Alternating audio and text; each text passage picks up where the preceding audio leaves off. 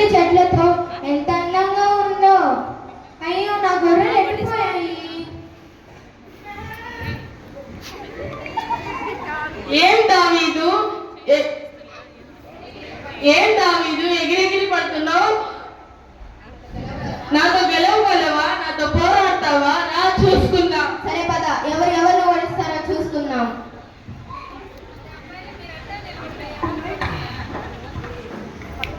అమ్మా, ఎంత చిన్నవాడో, ఎంత జానుభావుడో, చాలా గట్టివాడే, ఎంత బలవంతుడో. దేవుడి దయ దావీదు మీద నిండుగా ఉన్నది.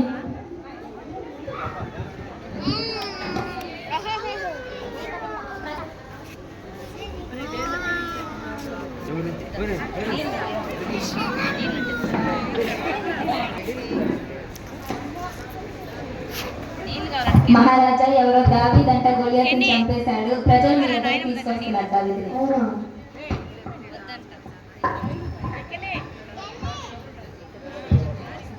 అమ్మో, ఈ రాజభవనం ఎంత పెద్దదిగా, ఎంత అందంగా ఉందో. దావీదు మహారాజుకి జయం, దావీదు మహారాజుకి జై, దావీదు మహారాజుకి జై. పేరేంటి? నా పేరు దావీదు. మరి నీ పేరేంటి? నా పేరు యోనాతాను. నువ్వు చాలా శక్తివంతుడిగా, ధైర్యవంతుడిగా ఉన్నావు. ఇక నుంచి మనం మంచి స్నేహితులుగా ఉన్నాం.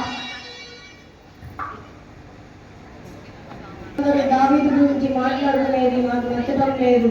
అమ్మో, దావీదు కానీ నా రాజ్య సింహాసనానికి ప్రభాకారము. దావీదుని ఎలాగైనా చంపేయాలి. ముందు తీసుకోపో, అక్కడ ఎడనే ఉంది, చూసి కూర్చోపో.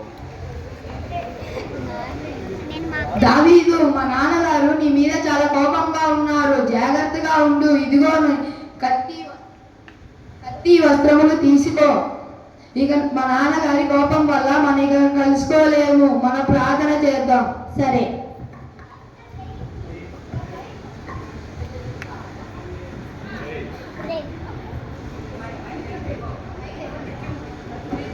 యేసయ్యానికే వేలాది స్తుతులు, స్తోత్రాలు తండ్రి. ఇదిగో యేసయ్య నాయన, నేను నా స్నేహితులు దూరం అవుతున్నాం నాయన.